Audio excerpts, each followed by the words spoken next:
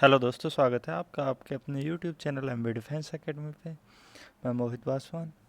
आज है 7 जनवरी और हम आज जो डिस्कस करने वाले हैं वो 7 जनवरी का जो करंट अफेयर इम्पोर्टेंट वो डिस्कस करेंगे।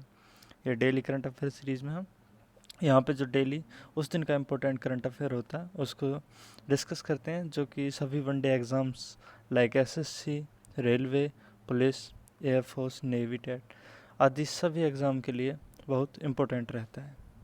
तो चलो शुरुआत करते हैं, देखते हैं आज के क्या क्या क्वेश्चंस।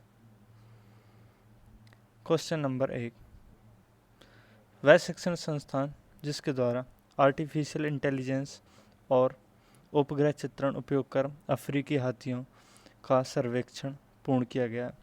तो यहाँ पे इस शिक्षण संस्थान का नाम पूछा गया है जिसने आर्टिफिशियल इंटेलिजेंस और सैटेलाइट इमेजिंग का उपयोग करके ये जो अफ्रीकी हाथियों का सर्वेक्षण या सर्वे पूरा किया है। ऑप्शन है Oxford University, option B Cambridge University, यहाँ पे हिंदी में वैसे विश्वविद्यालय दिया गया है, मैं इंग्लिश में बोल रहा हूँ। Option C Stanford University, option D Harvard University. तो यहाँ पे ये 4 ऑप्शन दिए गए हैं, तो इसमें आपको यहाँ पे जो सही ऑप्शन है वो बताना है। तो जो इसका सही आंसर है वो है ऑप्शन ए, ऑक्सफोर्ड यूनिवर्सिटी।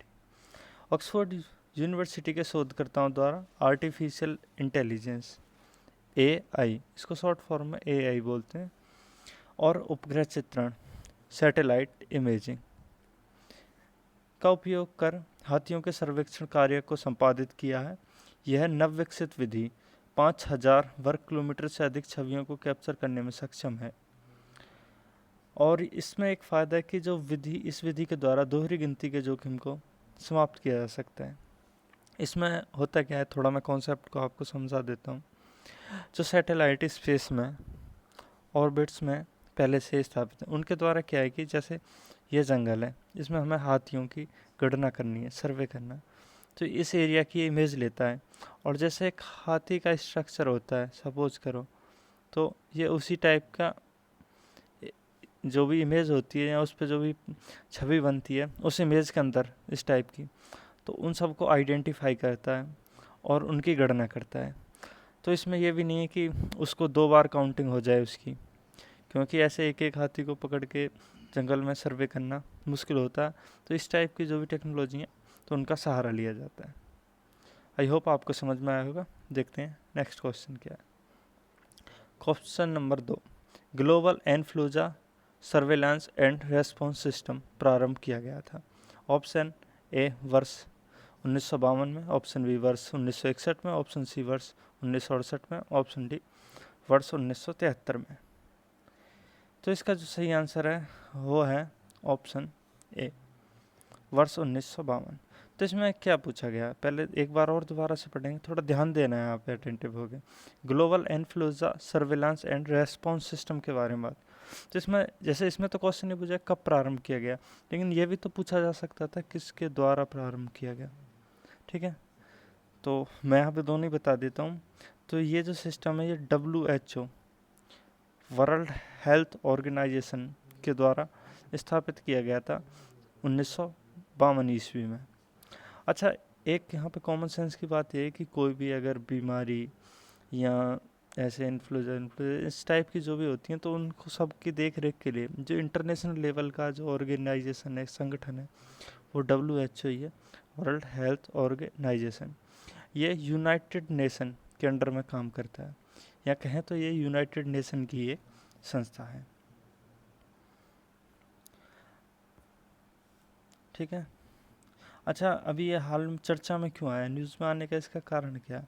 तो अभी क्या है कि जो केंद्रीय पशुपालन विभाग ने राजस्थान और मध्य प्रदेश और केरल हिमाचल प्रदेश में बर्ड फ्लू की पुष्टि के बाद एक कंट्रोल रूम सेटअप किया है। तो उसकी वजह से ये तो इंडिया में सेटअप किया, लेकिन उसी की वजह से अगर उसके बगल में देखें तो इंटरनेशनल लेवल या ग्लोबल लेवल पे एक ऐसा क्या रेस्पॉन्स सिस्टम है, तो है जो इन्फ्लुएंजा के से रिलेटेड है। और उसके बारे में ये बताया गया, उसमें क्वेश्चन पूछा गया कि कब प्रारंभ किया गया, तो 1952 में, और किसके द्वारा, WHO के। अच्छा, आप मेरे को कमेंट करके बताओगे कि जो WHO है इसका हेड क्वार्टर कहाँ है। कई बार ये पूछा जा सकता है कि WHO का हेड क्वार्टर कहाँ है। ठीक है, क्वेश्चन नंबर 3 देखते हैं, जो नेक्स्ट क्वेश्चन है उसको। दिल्ली स्कूल बैग नीति के तहत स्कूल बैग का वजन विद्यार्थी के शरीर का कितना प्रतिशत हो सकता है? Option A 10%, option B 8%, option C 12%, option D 15%। तो भाई ये तो आप सबसे रिलेटेड है खूब अच्छे तरीके से, आप सीधे सीधे समझ गए होंगे कि बैग नीति, ये बैग पॉलिसी क्या है। जो छोटे छोटे बच्चे होते हैं और उनके आपने देखे होंगे बैग भारी होता है, इतना तो बच्चे का वजन नहीं होता, उससे ज़्यादा उनके बैग का वजन होता है, उसमें बहुत सारी किताब कॉपियाँ भरी होती हैं। तो इसी से रिलेटेड जो दिल्ली गवर्नमेंट ने ये पॉलिसी बनाई है, तो इसका आपको आंसर बताना चाहिए। तो इसका जो सही आंसर है वो है ऑप्शन ए 10%। याद रखना है आपको, इम्पोर्टेंट है। तो दिल्ली सरकार द्वारा दिल्ली स्कूल बैग पॉलिसी के तहत राष्ट्रीय राजधानी क्षेत्र में, एनसीआर क्षेत्र, राष्ट्रीय राजधानी क्षेत्र, ये चीज़ें कॉमन है, आपको ध्यान रखें। नेशनल कैपिटल रीजन, तो इसी को हिंदी में क्या बोलेंगे, राष्ट्रीय राजधानी क्षेत्र के स्कूल बैग के वजन को कम करने के लिए दिशा निर्देश जारी किए, गाइडलाइंस जारी की हैं। नई दिल्ली स्कूल बैग नीति के अनुसार कक्षा 1 और कक्षा 10 के छात्रों के स्कूल बैग का वजन उनके शरीर के वजन का 1 से 10 तक, क्लास 1 से 10 तक के लिए ये लागू होगी ये पॉलिसी। जो उनके वजन का 10% है उससे अधिक वेट नहीं होना चाहिए उसके बैग का। और इसी में साथ ही ये भी बता दिया गया कि इस पॉलिसी के तहत केवल एनसीईआरटी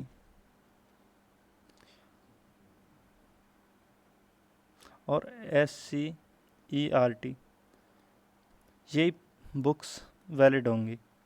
सभी स्कूल्स को इन्हीं किताबों को पढ़ाना होगा, क्योंकि वैसे कॉलेज आजकल प्रेफर नहीं करते हैं एनसीईआरटी और इनको, हालांकि इसी के बेस्ड पे उन्होंने किताब और बना ली, लेकिन वो प्राइवेट पब्लिकेशन को रेफ़र करते हैं, क्योंकि उससे उनको एक अच्छी खासी आमदनी होती है, क्योंकि वो उनका मतलब एजुकेशन का सिर्फ व्यवसायीकरण है, बिजनेस बनाना है, ना कि सभी को एजुकेशन प्रोवाइड करना।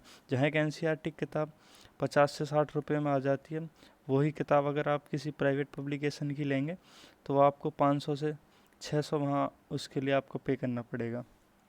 तो एक बहुत ही इम्पोर्टेंट पॉइंट है। नेक्स्ट क्वेश्चन देखते हैं, क्वेश्चन नंबर 4 क्या है। क्वेश्चन नंबर 4, वह अंतर्राष्ट्रीय वित्तीय निकाय जिसके द्वारा पश्चिम बंगाल में जल परिवहन विकास परियोजना हेतु $105 मिलियन का ऋण स्वीकृत किया गया।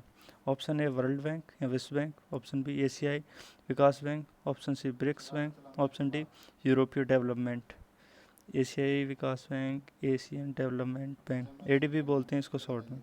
तो जिसका सही आंसर है वो है ऑप्शन ए विश्व बैंक। 6 जनवरी 2021 को विश्व बैंक, भारत सरकार और पश्चिम बंगाल सरकार, वेस्ट बंगाल गवर्नमेंट के साथ 105 मिलियन अमेरिकी डॉलर ऋण समझौते पर हस्ताक्षर किए हैं। यह स्वीकृति कोलकाता जो पश्चिम बंगाल में के अंतर्देशीय जल परिवहन बुनियादी ढांचे में सुधार के लिए आवंटित किया गया है। मतलब जो भी वहाँ जो नदियाँ हैं उन सब का, उन रिसोर्स का जो भी का उपयोग करके वहाँ पे एक जल परिवहन परियोजना उनका विकास करना है, उसके लिए जो वर्ल्ड बैंक है 105 मिलियन का ऋण भारत और जो ये वेस्ट बंगाल गवर्नमेंट है इसको संयुक्त रूप से देगा। नेक्स्ट देखते हैं लास्ट क्वेश्चन, और क्वेश्चन नंबर 5। यहाँ पे आपको थोड़ा और ज़्यादा अटेंटिव होना और अपने कॉमन सेंस का यूज़ करना, और इस क्वेश्चन का आंसर आप खुद देंगे, ठीक है। क्वेश्चन नंबर 5, महा मेट्रो किस राज्य की मेट्रो रेल परियोजना? Option a Maharashtra, option b Madhya Pradesh, option c Gujarat, option d Paschim Bengal. तो ये 4 ऑप्शन है आपके सामने। महा मेट्रो, तो लगाओ कॉमन सेंस, जैसे इसको डिवाइड कर लो 2 पार्ट में, महा प्लस मेट्रो, ठीक है। तो मेट्रो है ही, ठीक है, मेट्रो रेल है। लेकिन अब इसमें देखो, जैसे इसमें महा आ रहा है, इसमें मध्य गुजरात, तो इसमें कहीं ना कहीं इससे मैच हो रहा है। वैसे भी इसका सही आंसर ऑप्शन ए ही है, महाराष्ट्र। ये तब के लिए बता रहा हूँ जब आपको आंसर नहीं पता और आप गैस करके कोई तुक्का लगाना चाह रहे हैं, तो उस टाइम के लिए। वैसे तो आपको फिक्स्ड जो भी फैक्ट हैं वो पता होने चाहिए। तो इसका जो सही आंसर है वो ऑप्शन ए है, महाराष्ट्र। तो ये महाराष्ट्र सरकार द्वारा की जा रही है, ठीक है। तो आई होप आपको ये सारे क्वेश्चन अच्छे समझ में आए होंगे और आपको ये सीरीज़ अच्छी भी लग रही होगी और आप लोगों का अच्छा सपोर्ट भी मिल रहा है, उसके लिए थैंक्स। और इसे देखने के लिए भी थैंक्स। और जो भी नए वो प्लीज़ सब्सक्राइब करके जुड़ेंगे और इस सीरीज़ को सेव करेंगे और शेयर करेंगे, ठीक है, और एक दूसरे की हेल्प करेंगे।